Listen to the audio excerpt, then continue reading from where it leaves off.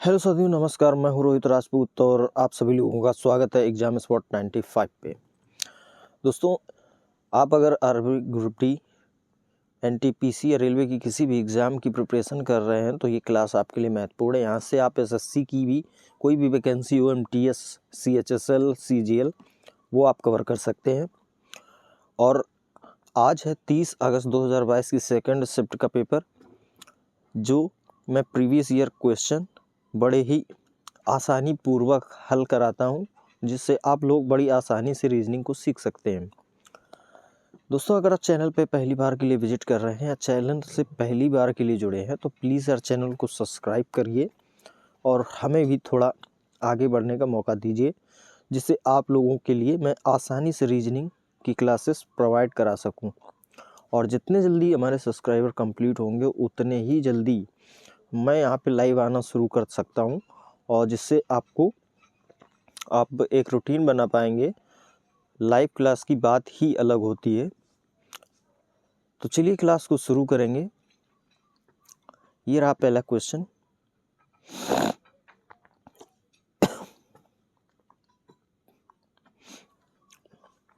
चलिए हल करिए इस प्रश्न को। अब देखिए, अगर इसका संबंध इससे है और इसका संबंध इससे है तो आगे इसका आगे संबंध बताना है। अब देखिए, यहाँ पे f होता है 6 पे और ये होता है 7 पे g, यानी एक प्लस हुआ है।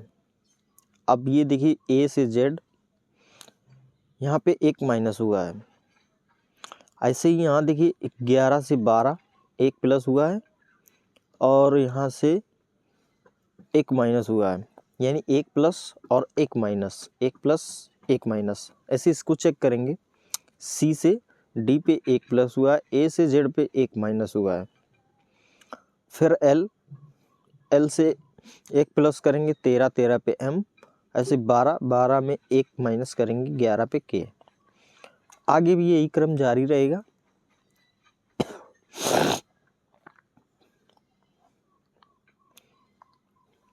इसमें देखिए ये 16 पे होता है, एक प्लस करेंगे 17 होगा, 17 पे आता Q,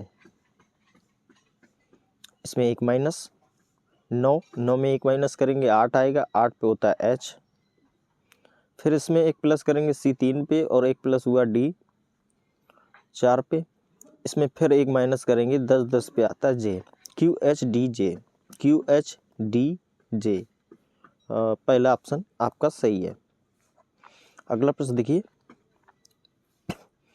A B C D E और एफ नामक 6 मित्रों की लंबाइयाँ अलग अलग हैं।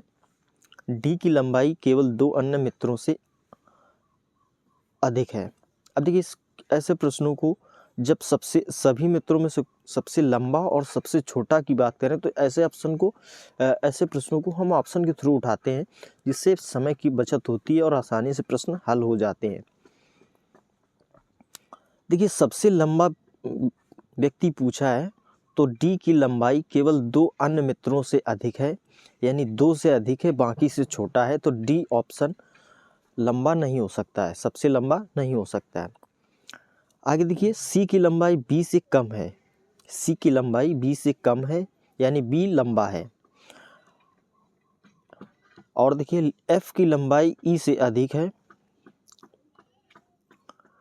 तो ई सबसे लंबा नहीं होगा क्योंकि एफ की लंबाई ई से अधिक है। आगे देखिए, डी की लंबाई ए से कम है और डी की लंबाई ए से कम है, ठीक है। ई की लंबाई ए से अधिक है, ठीक है। तो इसको हम अब वैसे ही बनाएंगे क्योंकि इसमें आगे की जानकारियां नहीं दी गई हैं, जिससे हम इसको ऑप्शन के थ्रू हल नहीं कर सकते हैं। अब यहाँ देखिए, डी की लंबाई केवल 2 अन्य मित्रों से अधिक है, 2 से अधिक है। सी की लंबाई बी से कम है, तो सी लंबा होगा और बी लंबा होगा और सी छोटा होगा। सी की लंबाई बी से कम है।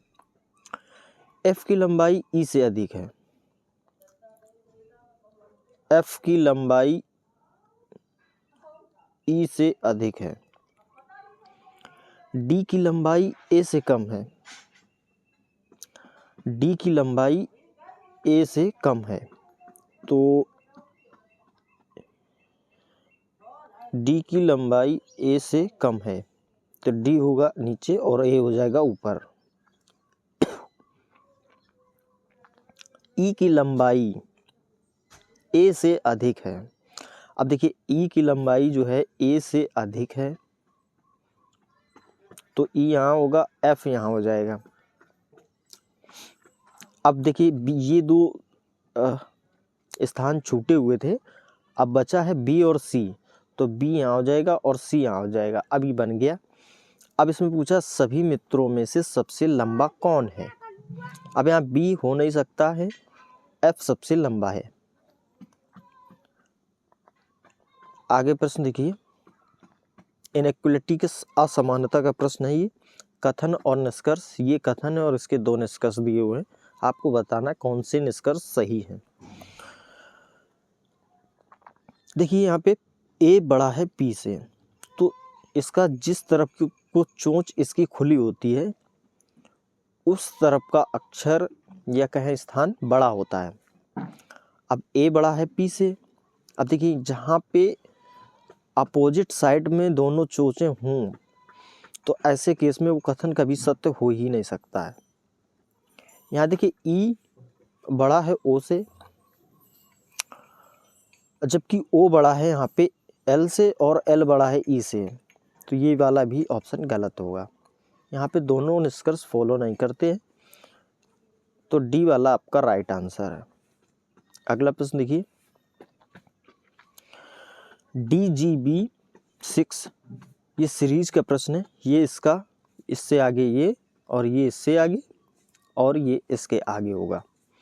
देखिए ऐसे प्रश्नों को हम पीछे जो संख्याएं दी होती हैं वहाँ से पकड़ते हैं, क्योंकि इससे आसानी रहती है, समय की बचत होती है। अब देखिए 6 से 18 हुआ है।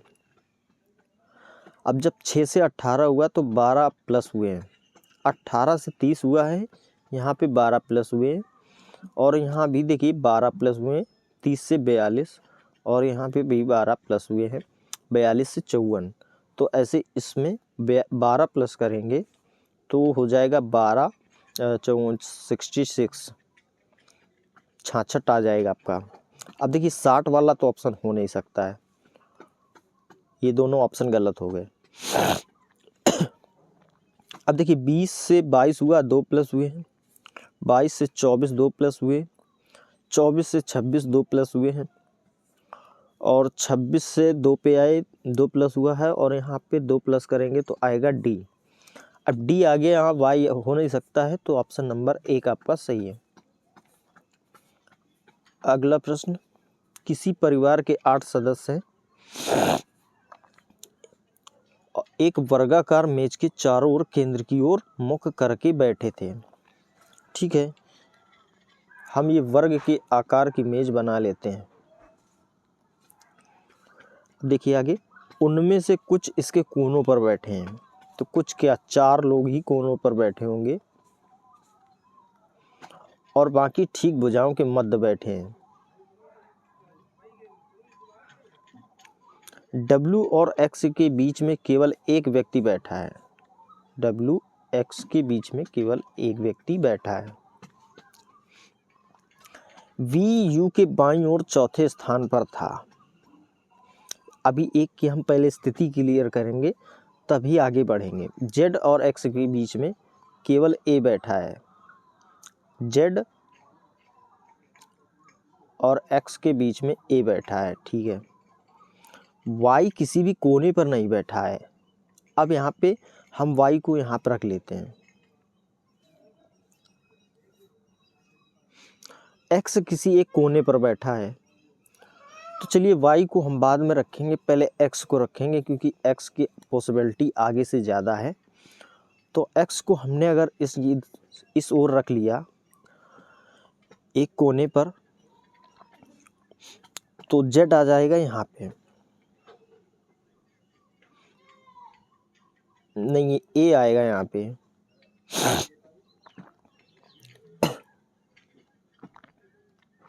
A आ गया यहाँ पे, और इसके बाद हो जाएगा यहाँ पे जेड। अब ये खाली स्थान छोड़ेंगे और यहाँ हो जाएगा डब्लू। ठीक, वी जेड के बाईं ओर ठीक बगल में बैठा है, वी जेड के बाईं ओर ठीक बगल में बैठा है। तो अब यहाँ पे देखिए, हमने W और X के बीच में एक को रखा था, तो इनकी स्थितियाँ कुछ इस प्रकार अब बन सकती हैं। X यहाँ होगा, बीच में खाली स्थान रहेगा, बीच में एक व्यक्ति, और W यहाँ आ जाएगा।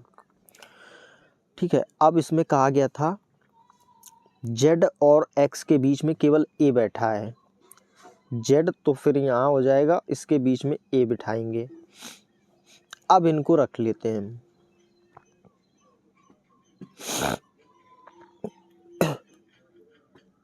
देखिए, X अगर यहाँ पे है तो A यहाँ हो जाएगा और Z यहाँ हो जाएगा, और यहाँ पे ये खाली स्थान रहेगा और W को इस ओर रख लेते हैं। अब यहाँ पे कहा गया V Z के बाईं ओर ठीक बगल में बैठा था, तो V अब Z के बाईं ओर यहाँ पे आ जाएगा। अब फिर से प्रश्न को पढ़ेंगे। देखिए, W और X के बीच में केवल एक व्यक्ति बैठा है, ठीक है। V U के बाईं ओर चौथे स्थान पर है,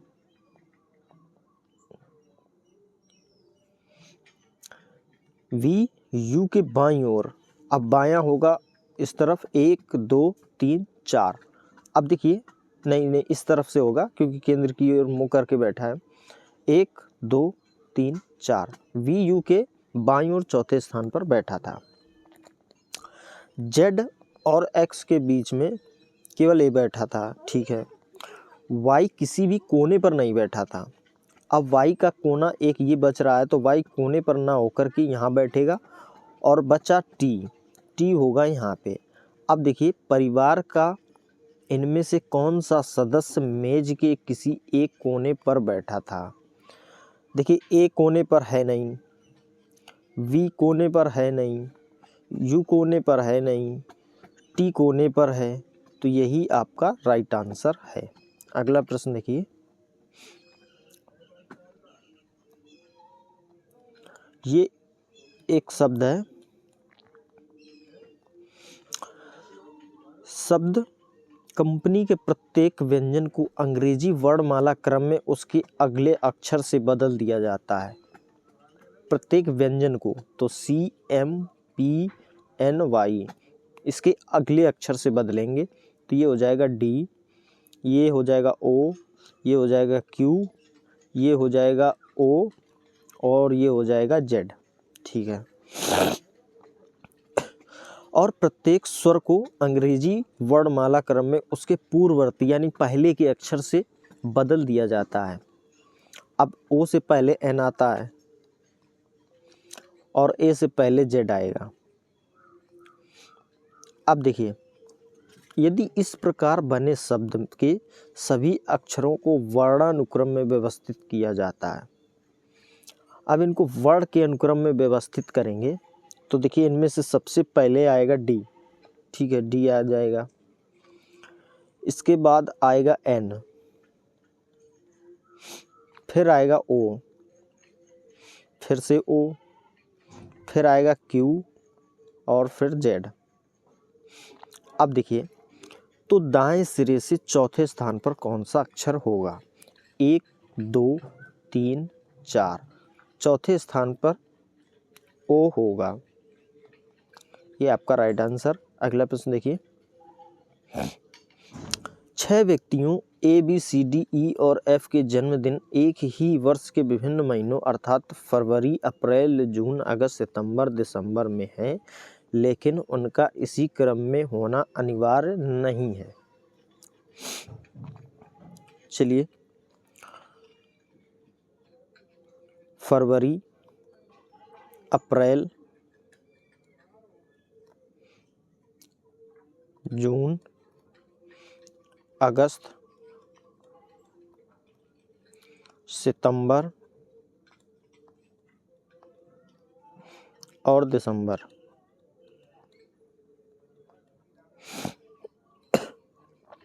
अब देखिए, बी और ए के बीच क्रमवार केवल एक व्यक्ति का जन्मदिन है।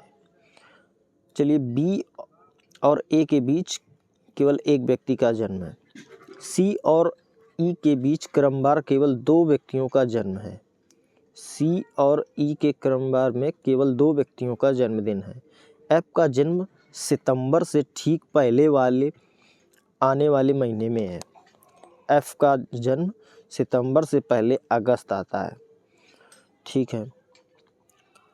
डी का जन्मदिन दिसंबर में है। अब डी का जन्मदिन दिसंबर में है।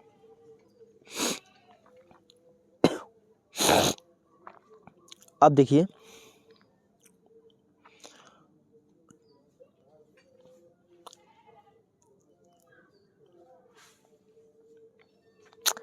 अगर हम ई को यहाँ पर रख लें तो एफ छूटेगा और एक यहाँ पे छोड़ दें और सी यहाँ आ जाएगा। ठीक है। अब बचा ये, तो बी यहाँ हो जाएगा और ये छूटे हुए खाने पे सी रहेगा और ए को यहाँ रख लेते हैं। ये बन गया। तो इनमें से किसका जन्मदिन फरवरी में है? तो फरवरी में जन्मदिन बी का है।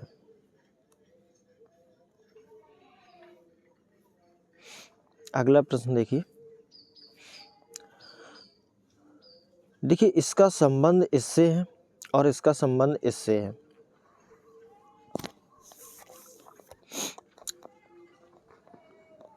ऐसे प्रश्न को ऐसे करेंगे। देखिए, 19 में 14 माइनस करिए तो बचता है 5 और 5 का वर्ग हो जाता है 25। ऐसे ही 16 में 12 माइनस करेंगे तो आएगा 4 और 4 का वर्ग होगा 16। अब यही कंडीशन आगे लगेगी। अगर हम 24 में 30 माइनस करेंगे, 6 आएगा, 6 का वर्ग 36 होता है। ये ऑप्शन गलत है। 19 में 24 माइनस 5 आता है, 5 का वर्ग 25। ये ऑप्शन गलत है। 17 में 21 में 17 माइनस करेंगे, 4 बचेगा, 4 का वर्ग 16 होता है। गलत है। 18 में 14 माइनस करेंगे तो 4 आएगा, 4 का वर्ग 16। ये ऑप्शन आपका राइट है। अगला प्रश्न देखिए। देखिए, सीरीज का प्रश्न है। सीरीज बनाएंगे।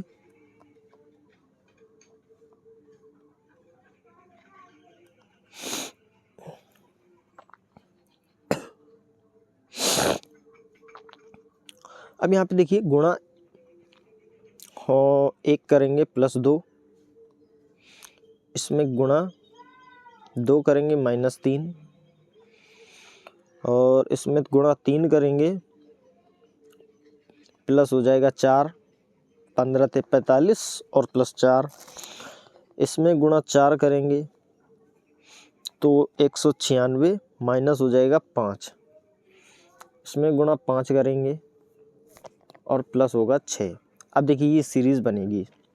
गुणा 1 किया, फिर गुणा 2 हुआ, फिर गुणा 3, गुणा 4, आगे गुणा 5 होगा।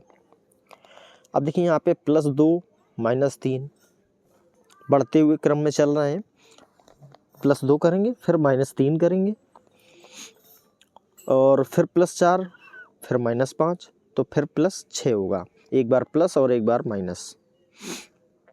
इसका गुणा करेंगे तो 5 एकम 5, 5 नाम 45 की 5, हासिल लगा 4, 5 एकम 5 4 9।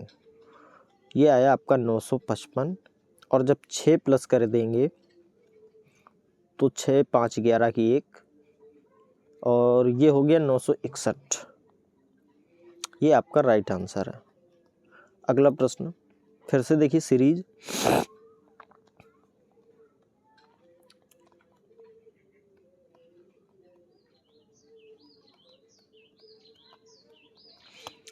देखिए, यहाँ पे गुणा 1 हुआ है, यहाँ +3 हुआ है, फिर गुणा 5 हुआ है, फिर +7 हुआ है। अब देखिए, 1 से 3, 3 से 5, 5 से 7, 7 से 9, 2 का डिफरेंस है, तो यहाँ पे गुणा 9 होगा। 963 की 3, हासिल 6, 9 पन्ना 45 और 6 51, 513 आपका राइट आंसर। अगला प्रश्न, 8 लड़कियां QRSTU VW और X एक वर्गाकार मेज के चारों ओर केंद्र की ओर मुख करके बैठे हैं। तो ये वर्ग के आकार की मेज है, ठीक है। 2 2 4 2 6 2 8 लोग हैं, तो जाहिर सी बात है 4 कोनों पर होंगे और 4 भुजाओं के ठीक मध्य होंगे। अब आगे देखिए, R और S के बीच में केवल V बैठी थी। तो मान लेते हैं R और S के बीच में केवल V बैठी थी। Q और T एक दूसरे के ठीक बगल में बैठी हैं। चलिए, Q और T ठीक एक दूसरे के बगल में बैठी थी। T और S के बीच में केवल X बैठी है। S यहाँ पे है तो X यहाँ हो जाएगा, T यहाँ हो जाएगा, T यहाँ है तो Q यहाँ हो जाएगा। U Q के दाईं ओर ठीक बगल में बैठी थी। U Q के दाईं ओर ठीक बगल में बैठी थी। S U के बाईं ओर चौथे स्थान पर बैठी है। S U के बाईं ओर 1 2 3 4 चौथे स्थान पर बैठी है। S किसी एक कोने पर बैठी थी, ठीक है। अब बचा क्या? बचा है W खाली स्थान इस पे आ जाएगा। X के बाईं ओर चौथे स्थान पर कौन बैठी है? 1 2 3 4 चौथे पे W, यही आपका राइट आंसर। अगले प्रश्न देखिए, इसका संबंध इससे है, इसका संबंध इससे है, तो इसका संबंध बताना है।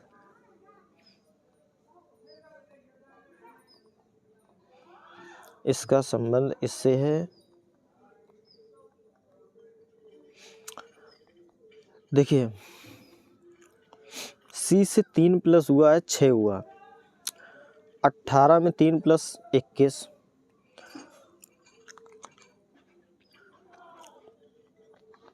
अब A से सॉरी यहाँ पे 2 ये हो गए।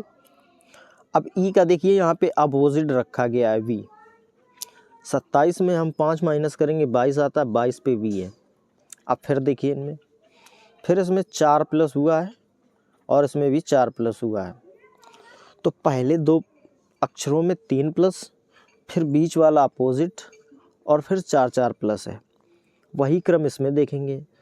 तो S में 3 22, ठीक है। 19 से 3 प्लस किया 22 आया, 22 पे V है।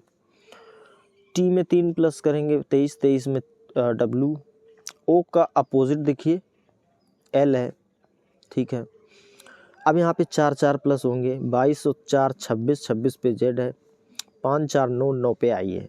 अब यही कंडीशन इस पे लगेगी। P होता 16 पे 3 प्लस करेंगे हो जाएगा 19, 19 पे S आता है।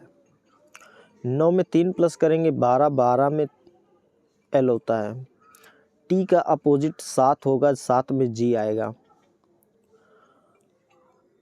सभी को पता है ना कैसे T अपोजिट निकालते हैं। 27 में जो भी वर्ड होता है उसका क्रमांक माइनस कर देते हैं तो वो अपोजिट निकल के आ जाता है। देखिए 27 में 20 माइनस T 20 पे होता है, 20 माइनस करेंगे तो 7 और 7 पे G होता है। ऐसे इसमें देखिए, अब इसमें 4 प्लस करेंगे, C 3 पे 4 प्लस करेंगे 7, 7 पे G आएगा। और H में 8 पे 4 प्लस करेंगे 4 12 हो जाएगा, 12 पे L होता है। SL डबल GL, यहाँ डबल G है नहीं, यहाँ पे डबल G है, यहाँ डबल G है नहीं, यहाँ पे डबल G है नहीं। SL डबल GL, ये आपका राइट आंसर है। फिर से देखिए, गणितीय संक्रियाओं का प्रश्न है ये। इसका संबंध इससे है, इसका संबंध इससे, आगे इसका संबंध बताना है। अब देखिए, इसका हम क्यूब करेंगे, 3 का क्यूब करते हैं तो 27 होता है, प्लस 3 कर देते हैं तो 30 आ जाता है। ऐसे 4 का क्यूब होता है 64, प्लस 4 करेंगे तो 68 हो जाता है। और यहाँ पे देखिए 5 है, 5 का क्यूब होता है 125, प्लस 5 करेंगे तो 130 आ जाएगा। ये आपका सही आंसर होगा। अगला प्रश्न, एक कक्षा के 35 विद्यार्थियों की औसत आयु 15 वर्ष है। दोस्तों ये एवरेज का प्रश्न है, ये मैथ में काउंट होता है ज़्यादातर। अब आयु का चैप्टर लगभग मैथ में काउंट करा दिया गया है, मैथ पे ही रख दिया गया है। यहाँ रीजनिंग में पहले था और रीजनिंग में ही ये प्रश्न आते थे, लेकिन अब इनको एवरेज या कुछ कारणवश, कुछ क्या कारण, कैलकुलेशन की वजह से इसको मैथ में रख दिया गया है। देखिए जैसे 35 विद्यार्थियों की औसत आयु 15 वर्ष है। औसत निकालने के लिए 35 से 15 का गुणा करेंगे तो 15 पन्ना 75, 7 हासिल, 15 ते 45 और 7 52। तो सभी की जो आयु का योग है वो 35 विद्यार्थियों की आयु का जो योग होगा वो 525 आ गया। अब आगे देखिए, जब शिक्षक की आयु को शामिल कर लिया जाता है तो औसत आयु 1 वर्ष बढ़ जाती है। तो यहाँ पे औसत आयु 15 वर्ष थी, औसत एक बढ़ के हो गई 16, और 35 विद्यार्थी थे और शिक्षक को बढ़ा दिया तो 36 लोग हो गए टोटल में। शिक्षक की आयु ज्ञात कीजिए, तो औसत ये है इनका और इनकी आयु का योग निकालेंगे तो 16 छक्का 96, 9, 16 तियाँ 48, 48 और 9 57। अब 576 में 525 को माइनस कर देंगे तो शिक्षक की आयु निकल के आ जाएगी। यहाँ पे आया 6 में 5 गया 1, 7 में 2 गया 5, तो शिक्षक की जो आयु है वो 51 वर्ष है। अगला प्रश्न देखिए, यदि अक्षरों को वर्णमाला क्रम में व्यवस्थित किया जाए तो 3 अक्षरों का कौन सा समूह श्रृंखला है, श्रृंखला के ठीक मध्य में आएगा।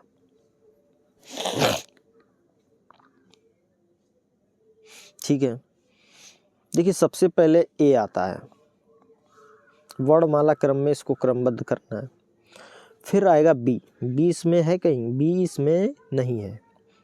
बी के बाद आता है सी, सी को यहाँ पे सी भी नहीं है। अब देखिए इसमें आएगा आगे डी, ये है डी, हम डी को रख लेते हैं। डी के बाद आता है ई, ई के बाद आएगा एफ, एफ के बाद जी होता है तो जी इसमें कहीं नहीं है। जी के बाद एच, एच रख लेंगे। इसके बाद आई आएगा, आई नहीं है। आई के बाद जे, जे के बाद के,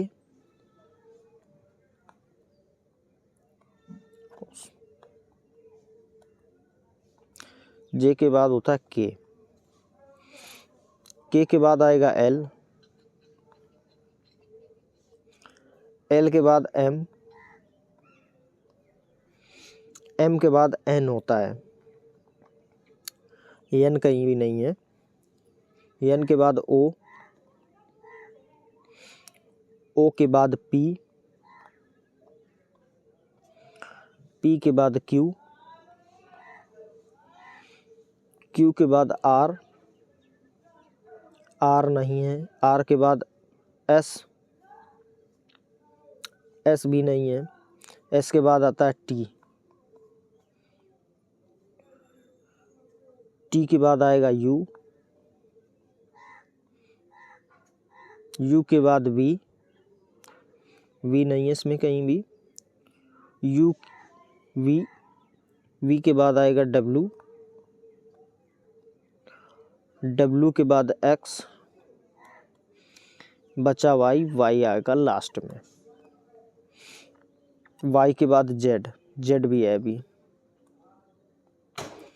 अब देखिए P Q T, P Q T ठीक है। O P Q, O P Q ठीक है। L M O, L M O भी है। M O P, M O P भी है। अब उसने पूछा है तो 3 अक्षरों का कौन सा समूह श्रृंखला के ठीक मध्य में आएगा। मध्य की बात करिए तो टोटल में हम काउंट करेंगे 3, 3 यहाँ से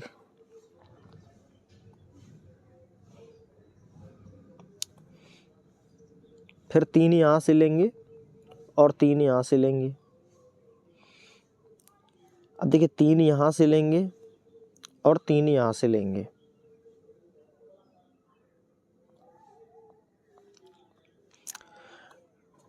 तो ये वाला 3 का तो रूल्स फॉलो नहीं हो रहा है।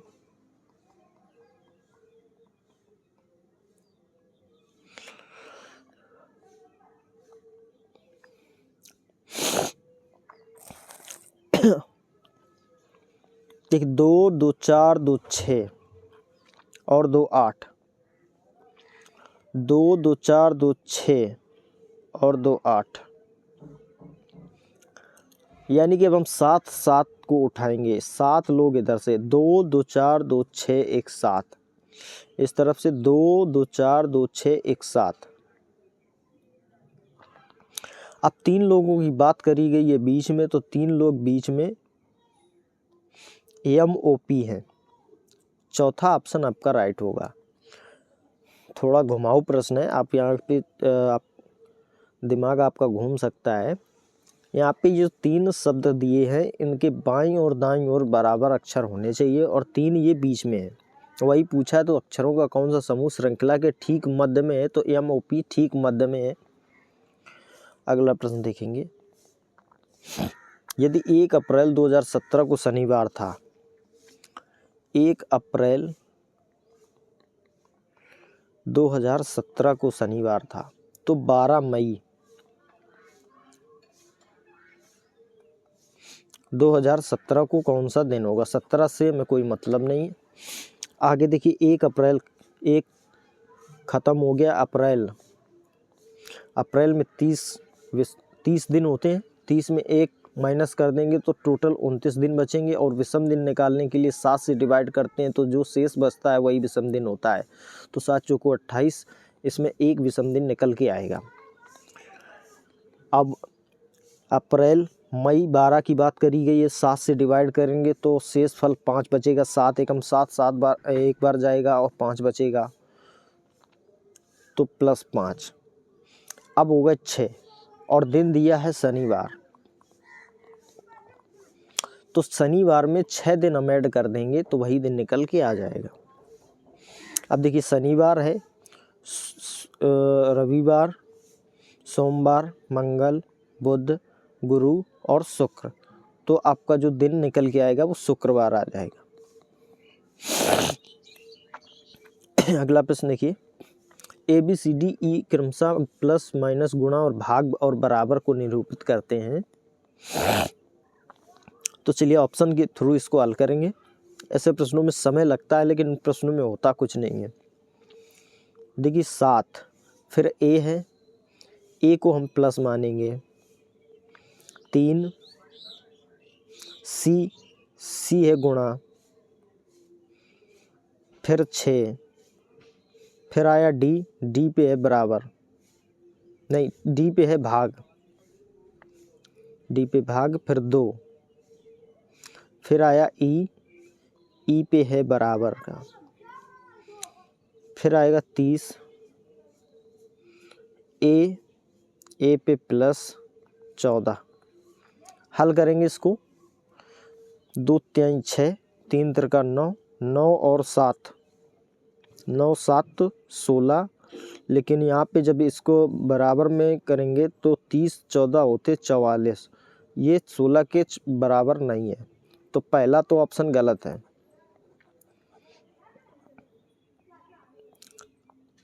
अगला देखेंगे, पहला ऑप्शन गलत हो गया।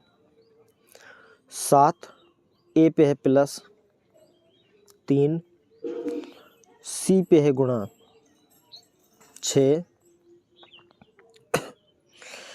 फिर D और D पे है भाग,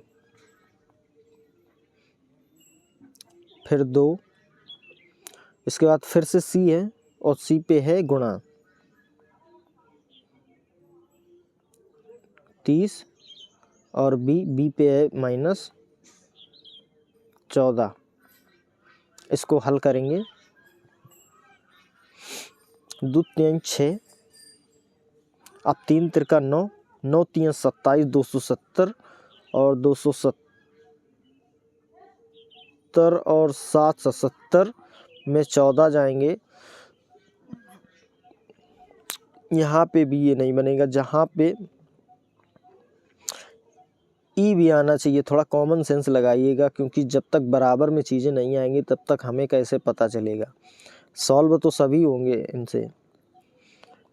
आगे देखेंगे 7 + 3, फिर सी है तो गुणा होगा, गुणा 6, डी है, डी पे भाग है, फिर 2, बी है, बी पे -2 और सॉरी -3, 30, ई है बराबर 14, ई पे बराबर का है। ये देखिए हल करेंगे इसको, 2 3 6 और 3 3 9, 9 और 7 16, 16 माइनस का 30 है तो 16 14 बचेंगे, वो भी माइनस का इधर 14 है और ये प्लस का 14 है, तो ये भी बराबर नहीं है। ये वाला ऑप्शन भी गलत है। चौथा ऑप्शन चेक करेंगे, 7 + 3, सी पे है गुणा 6, अब डी पे आता भाग 2, फिर ई है बराबर होगा 30, बी है होगा -14। अब इसको हल करेंगे, 2 3 6, 3 3 9 और 9 और 7 होता 16। अभी देखिए 30 में 14 माइनस करेंगे, यहाँ भी 16, तो ये इसके बराबर है। तो ये चौथा ऑप्शन जो होगा ये सही है। अगला प्रश्न देखिए, कुछ विद्यार्थी एक पंक्ति में खड़े हैं। सोनिया और सुजाता के बीच केवल राधिका खड़ी है। सोनिया सुजाता के बीच राधिका खड़ी है। दिव्या सोनिया के ठीक आगे खड़ी है, तो दिव्या इधर हो जाएगी। सुजाता के पीछे ठीक 2 लड़कियां खड़ी हैं। सुजाता के पीछे 2 लड़कियां खड़ी हैं और दिव्या के ठीक आगे केवल एक लड़की खड़ी है। ठीक है, पंक्ति में कितने विद्यार्थी खड़े हैं? अब काउंट कर लीजिए, 1 2 3 4 5 6 7, टोटल में 7 पंक्ति में विद्यार्थी खड़े हैं। अगला प्रश्न देखिए, नरेंद्र बिंदु एल से चलना शुरू करता है, उत्तर की ओर 100 मीटर चलता है। मान लेते हैं नरेंद्र बिंदु एल से चलना शुरू किया, ये बिंदु एल है और उत्तर की ओर 100 मीटर चलता है। वहाँ से वह दाएं मुड़ता है और 900 मीटर चलता है। 900 मीटर चलाएंगे इसको। वह पुनः दाएं मुड़ता है और 750 मीटर चलता है। पुनः दाएं मुड़ेगा और 750 मीटर चलता है। फिर वह दाएं मुड़ता है और 900 मीटर चलता है। फिर से वो दाएं मुड़ेगा और 900 मीटर चलेगा। बिंदु एम पर पहुंचता है। अब ये बिंदु एम हो गया।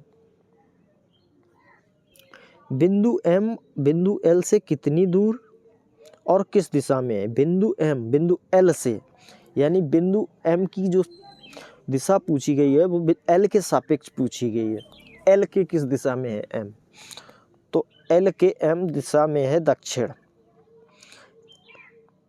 दक्षिण दिशा हो जाएगी।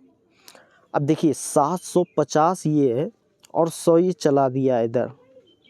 ठीक, 750 में हम माइनस करेंगे 100 को तो बचेगा 650।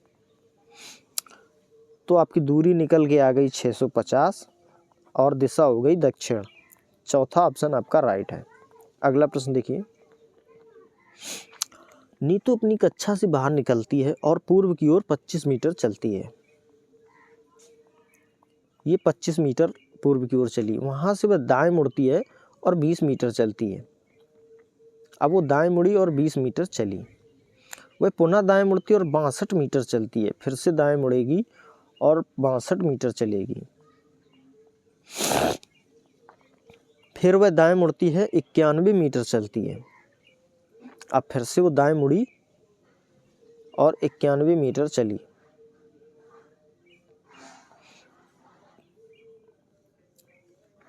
इसके बाद वह पुनः दाएं मुड़ती है और 62 मीटर चलती है।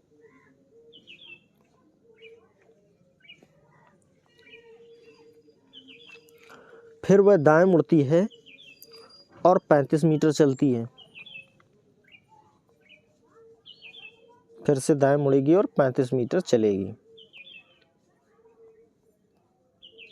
वहां से वह पुनः दाएं मुड़ती है और 25 मीटर चलती है। पुनः दाएं मुड़ती है और 25 मीटर चलती है। अंततः वह पुनः दाएं मुड़ती है और 15 मीटर चलती है। अब ये दूरी जो यहाँ तक आ गई, ये 15 मीटर हो गई। चलकर बिंदु X पर पहुँचती है। बिंदु X नीतू की कक्षा से कितनी दूर और किस दिशा में है? अब देखिए, ये टोटल दूरी जो है, ये वाली जो टोटल दूरी है, ये 91 मीटर है। अब ये वाली दूरी जो होगी वो भी 91 मीटर टोटल होगी। तो यहाँ पे ये 35 चला, ये 20 चला, तो हो जाते हैं 55। अब जब इस 91 में माइनस कर देंगे तो ये खाली दूरी निकल के आ जाएगी।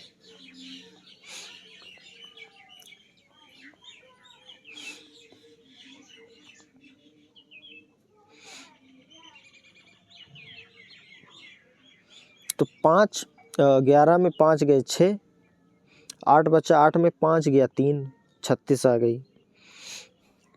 अब देखिए, ये 15 दूरी ये तो यहाँ तक की निकल के आई है, क्योंकि 35 मीटर यहाँ तक चल के आई ना इधर। अब ये यहाँ से ये दूरी जो 15 है वो इसमें ऐड कर देंगे, तो आपका होगा 6 5 11 की 1, 3 1 4 1 5, 51 मीटर हो जाएगी। दूरी आपकी 51 है और पूछा है बिंदु X नीतू की कक्षा से कितनी दूर है, तो 51 मीटर दूर है और किस दिशा में है। बिंदु X ये है और ये इसकी कक्षा है। अब बिंदु X पूछा गया है कक्षा के सापेक्ष में, तो उत्तर दिशा 51 मीटर हो जाएगी। Option number 2। अगला प्रश्न देखिए, KLMNOP एक ही इमारत की 6 अलग अलग मंजिलों पर रहते हैं। इमारत की सबसे निचली मंजिल का क्रमांक 1 है, उसके ऊपर वाली मंजिल का क्रमांक 2 है, इसी तरह ऊपर की मंजिल का क्रमांक 6 है। टोटल में 6 व्यक्ति हैं, KLMNO और P। L मंजिल क्रमांक 5 पर नहीं है। हम पहले मंजिल काउंट करेंगे, 1 2 3 4 5 और 6।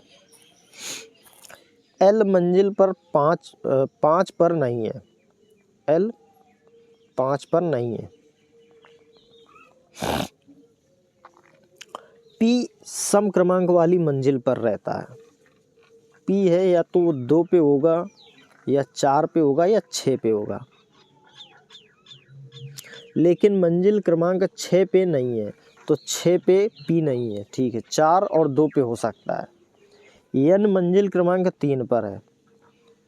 N मंजिल क्रमांक 3 पर है। K L के ठीक नीचे वाली मंजिल पर रहता है। K जो है L के मंजिल के ठीक नीचे रहता है। O M के ठीक ऊपर वाली मंजिल पर रहता है। O M के ठीक ऊपर वाली मंजिल पर रहता है, लेकिन मंजिल क्रमांक 4 पर नहीं रहता है।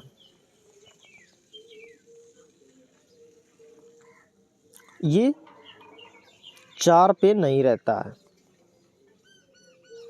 मंजिल क्रमांक 5 पर कौन है? अब देखिए, अगर O मंजिल क्रमांक 4 पे नहीं है तो P जाहिर सी बात है 4 पे होगा, क्योंकि ये 2 या 4 पे हो सकता है। तो हम इसको पहले P को 2 पे रख लेते हैं। नहीं, P को हम 4 पे रख लेते हैं। अब देखिए,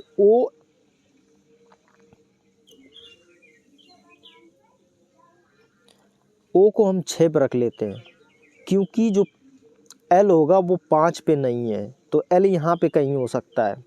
तो एम और ये दोनों एक साथ बैठेंगे, तो एम हो जाएगा यहाँ पे। ठीक है, अब बचा है एल के, तो एल आ जाएगा यहाँ पे और के हो जाएगा यहाँ पे।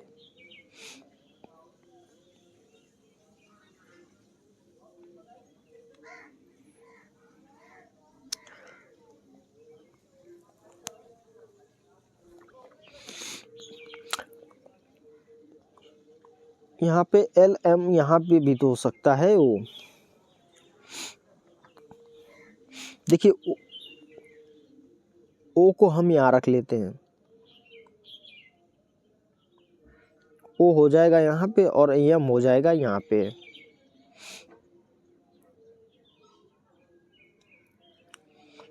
और एल को यहाँ रखेंगे, क्योंकि एल 5 पे नहीं होगा। एल की जो 5 वाली कंडीशन है वो 5 पे नहीं होगा, बच्चा के आ जाएगा यहाँ पे। अभी सब अपने अपने मंजिल पर बैठ चुके हैं और प्रश्न पूछा है मंजिल क्रमांक 5 पर कौन रहता है। तो मंजिल क्रमांक 5 पर के रहता है, पहला ऑप्शन आपका सही है। अगला प्रश्न देखिए, पैक्ड शब्द में प्रत्येक स्वर को अंग्रेजी वर्णमाला क्रम में उसके अगले अक्षर से बदल दिया जाता है।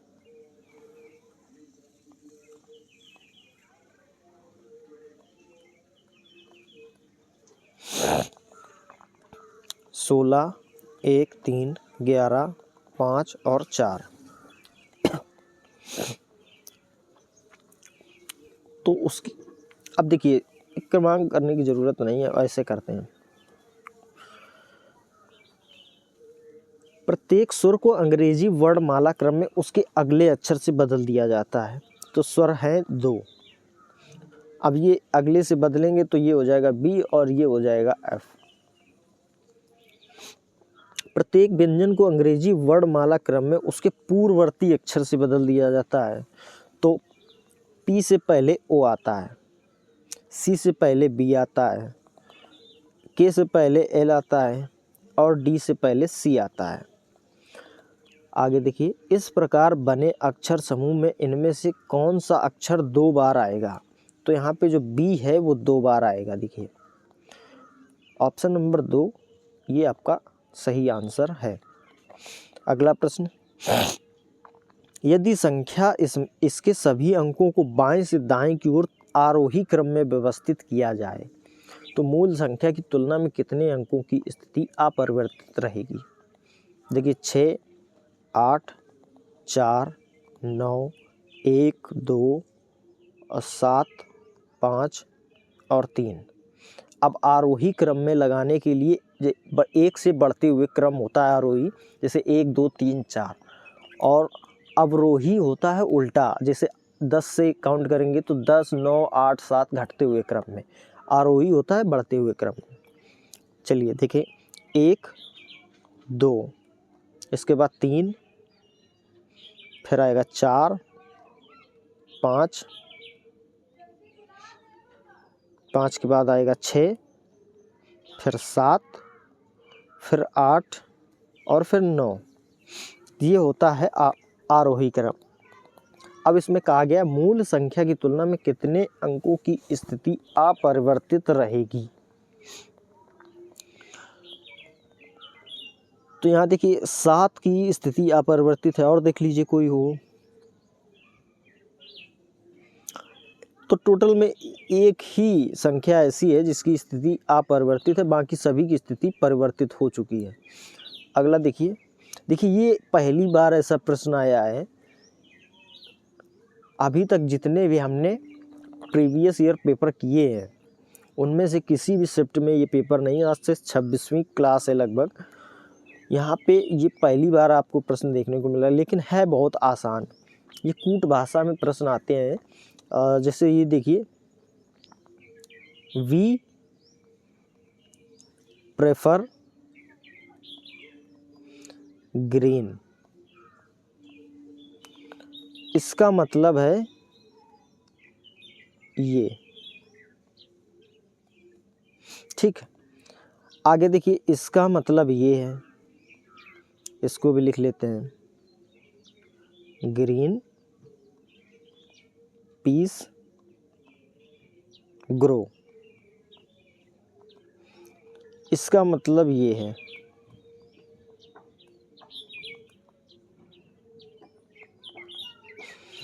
अब आगे देखिए, इसका मतलब ये है।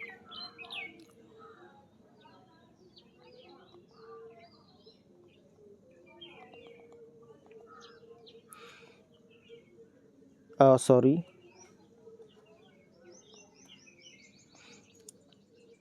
वी ग्रो हर्ब्स का मतलब ये है।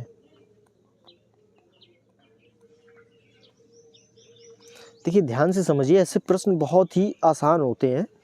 अब इसमें पूछा है कि उसी कूट भाषा शब्द प्रेफर को किस प्रकार लिखा जाएगा, तो हम इनको कलर चेंज कर करके समझते हैं। देखिए पहला मान लेते हैं, इनमें कॉमन देखना होता है। यहाँ देखिए ग्रीन है, यहाँ पे भी ग्रीन है। अब इनको हम नंबर डाल लेते हैं, जैसे ये 1 और ये भी 1 हो गया, ठीक। अब वही कॉमन इन दोनों लाइनों में देखना है।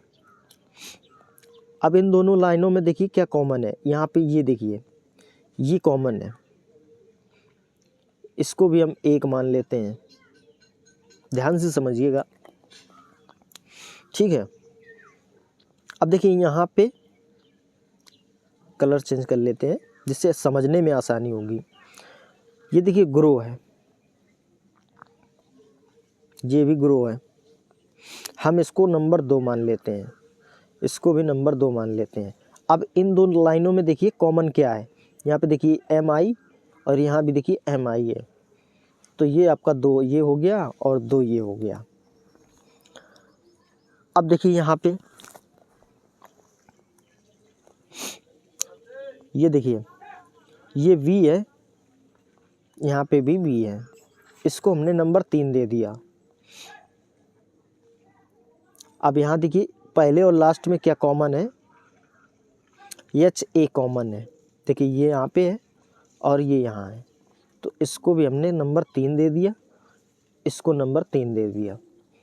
अब देखिए बचा क्या, उसने पूछा है प्रेफर को किस प्रकार लिखा जाएगा। अब देखिए जो शेष बच रहा होता है वो आगे उस वही आंसर होता है। देखिए ये प्रेफर बचा, इसमें इस लाइन में ये प्रेफर बचा और यहाँ पे NI बचा, तो प्रेफर की जो वैल्यू निकल के आएगी वो NI आएगी, ठीक है। ये आपका आंसर होगा। इनको ऐसे ही प्रश्न को हल करते हैं जिससे समझने में भी आसानी रहती है। अब किसी का भी पूछ लेता, यहाँ पे पीस का पूछ लेता तो KI हो जाता, और यहाँ पे हर्ब्स का पूछेगा तो ZU हो जाएगा। जो खाली बचता है जिस लाइन में, वही उसका आंसर होता है। उम्मीद है दोस्तों ये प्रश्न आपको समझ में आ रहा होगा, क्योंकि पहली बार ऐसा प्रश्न इसमें है। तो यहाँ पे जो आपका प्रेफर का राइट आंसर होगा वो NI हो जाएगा। अगला प्रश्न देखिए, सभी उंगलियां अंगूठे हैं। ये उंगली हो गई,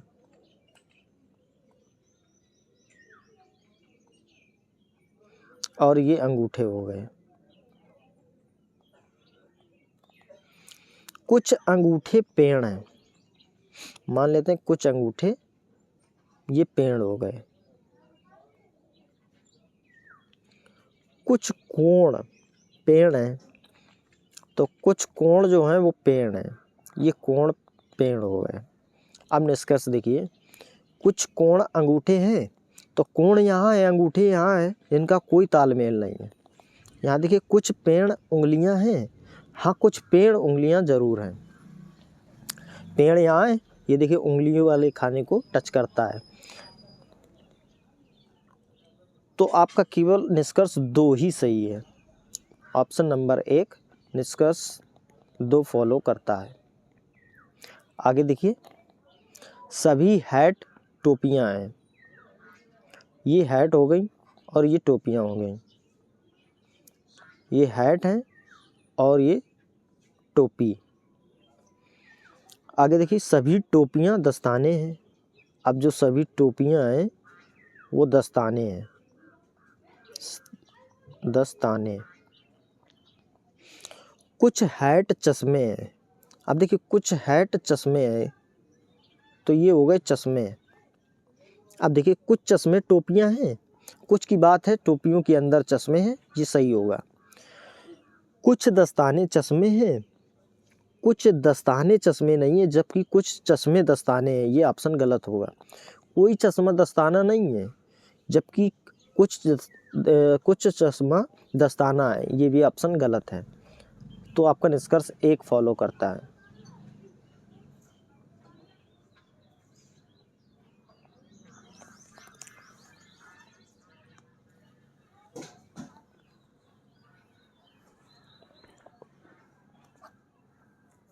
केवल निष्कर्ष एक तो ऑप्शन में नहीं है, देखेंगे।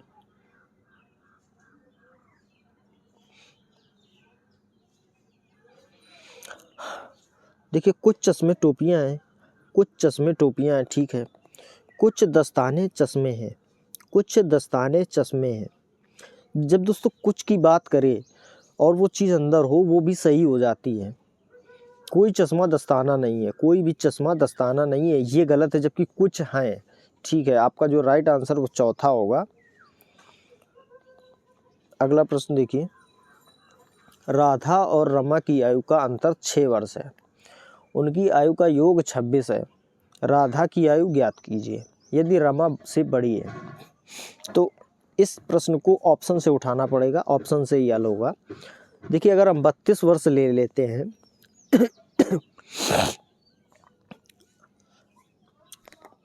तो उसमें राधा की आयु ज्ञात कीजिए। अगर राधा की आयु 32 वर्ष होगी तो इनका योग 26 नहीं होगा, क्योंकि योग भी तो 26 होना चाहिए, ये 26 से तो अधिक है। अब अगर हम 6 वर्ष लेते हैं, ठीक है, तो 6 ये हो जाएगा और इनका योग 26 तो प्लस होना चाहिए, ये तो एक कंडीशन बनी। लेकिन इनका अंतर भी तो 6 आना चाहिए। अगर हम इसमें 6 माइनस करेंगे तो आएगा 14, जबकि यहाँ पे अंतर 6 आना चाहिए, तो ये कंडीशन नहीं बनेगी। आगे देखिए, 16 उठाएंगे हम, 16 ऑप्शन। अब देखिए, अगर 16 प्लस 10 करेंगे तो इनका योग 26 बनेगा, ठीक है। और 16 में अगर हम 10 घटाएंगे तो अंतर भी 6 आएगा। तो ये जो आपका आंसर आएगा वो सही आंसर 3 नंबर है, 16 वर्ष। यही आपका राइट आंसर है। राधा की आयु 16 वर्ष होगी। ऐसे कितने अंतरिक्ष वैज्ञानिक हैं जो महीने में 50K के बराबर या उससे अधिक कमाते हैं? ऐसे कितने अंतरिक्ष वैज्ञानिक, देखिए अंतरिक्ष वैज्ञानिक ये हैं, ठीक है। और ये वे व्यक्ति जो महीने में 50K से कम कमाते हैं।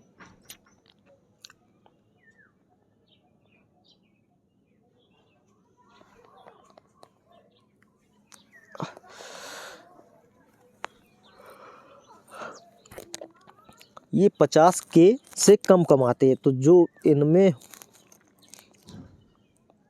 अब ये देखिए 34 है, यहाँ पे आपको दिख नहीं रहा होगा, और ये 12 है। अब ये वो व्यक्ति हैं, ये 34 और 12 जो 50K से अधिक कमाते हैं, क्योंकि देखिए 50K से जो कम कमाते हैं वो इस सर्कल के अंदर आएंगे, ठीक है।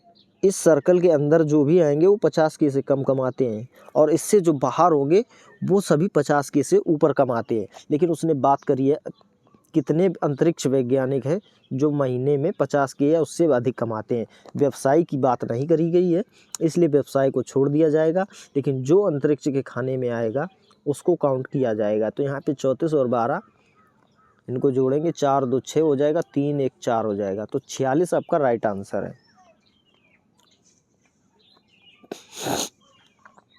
तो ये थी दोस्तों आज की क्लास, और आप लोग ज़रूर बताइए कि आपको क्लास कैसी लगी है, और कमेंट ज़रूर कीजिए कि आप किस प्रश्न में आपको कोई प्रॉब्लम तो नहीं हुई या समझने में।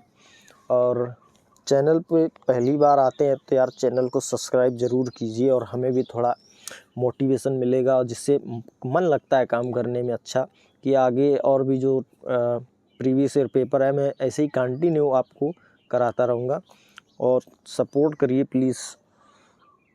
अब अगला होगा आपका 30 अगस्त की थर्ड शिफ्ट का पेपर, जो कल की डेट में होगा। और चलिए मिलेंगे अगले वीडियो में, अगली क्लास में, और चैनल को यार सब्सक्राइब करके ज़रूर जाइएगा। धन्यवाद।